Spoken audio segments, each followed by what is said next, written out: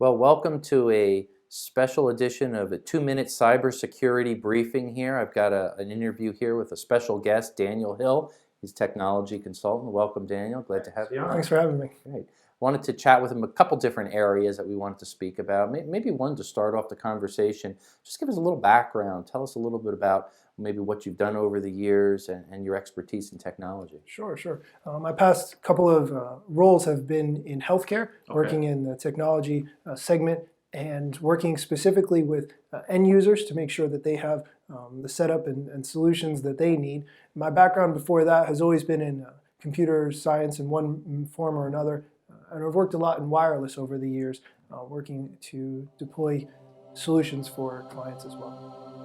I grew up, using a landline phone, and you could hear so many different nuances of a person's voice on a landline phone that you can't hear at all on a cell phone. And these days when I talk with my friends' kids and they talk about Snapchat and Yik Yak and apps that they can do so much with, and when I talk about those with older people, their eyes kind of glaze over. They don't appreciate it. And for those younger people, though, they don't really understand the value of relationships, of friendships, of a handshake and what a face-to-face interaction can do and can mean, because to them, there's no need. They can have thousands of friends and thousands of followers, but I try to explain to them, just because you're friends on Facebook doesn't mean you're friends in real life.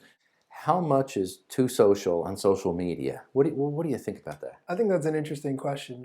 I notice a lot of people when they go on vacation, they put their vacation pictures on Twitter or Instagram for their friends back home. And if you have a public profile and I look at your pictures, you used hashtag Bahamas or hashtag Disney World, now I see where you are. If I look through some of your other pictures and I know where you live, it's only a matter of time before someone puts those two things together and decides to rob a house. I notice a lot of times they'll put their home address, their home phone number, their mobile phone number, the date they were born, sometimes other information about their education, the high school they attended, the college. And some of that's okay, but when you put it all together, again, like we talked about the puzzle, could be dangerous if their goal is to hack somebody. Absolutely. Well, if I know what your email address is and I know where you went to high school and what year you were born, now I can answer two of your probably security questions for your email account, and now I'm almost all the way in, right? So that is a really big issue. I notice that people put that information up there because they want to be able to be found, but it's a fine line. Why would you put your home phone number up there? Well, maybe you want to get a call about a potential job opportunity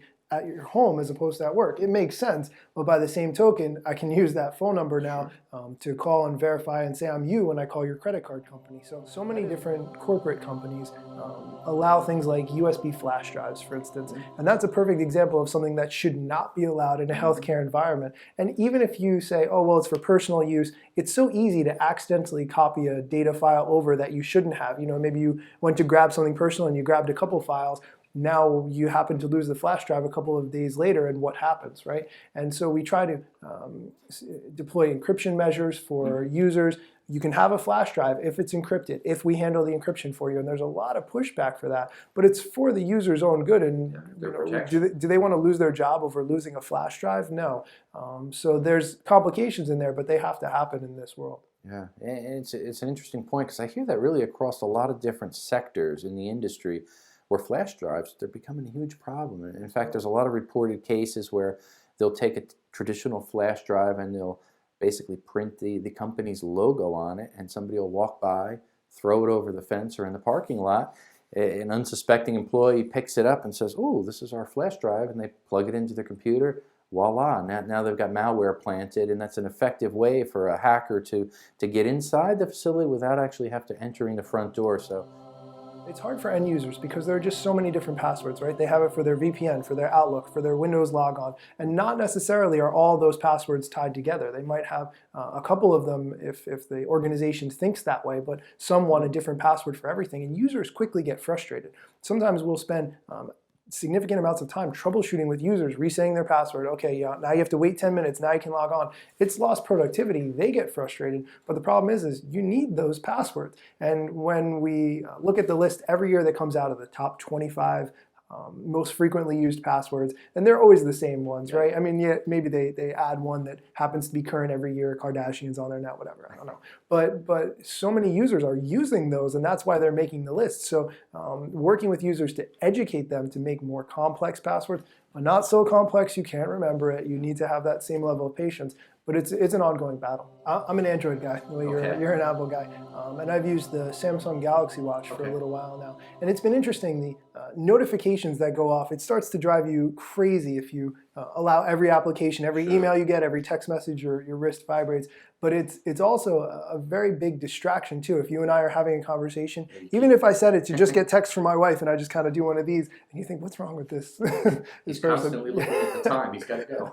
But there are a lot of good uses too. You know, if you go out for a run, you don't want to take your phone. You have your music on your watch. You got your Bluetooth headphones. You can just go, and when you get back, you can still see how long you ran, you know, what your intensity was, and all those things to be able to track that without your phone. I see a lot of advantages there for athletes and people like that, just for times where you don't always want to have your phone with you. With the watches, a lot of them will unlock the phone if it's within a certain range, which is great if you spend all of your day unlocking your phone every 5 minutes or whatever. But if you can have it nearby when you're in the car and you don't have to unlock it, that's great. But if somebody steals your phone in an airport and they're within a 10-foot radius of you, right, they have access to all your information. And so you just have to be slightly more careful with your devices all the time.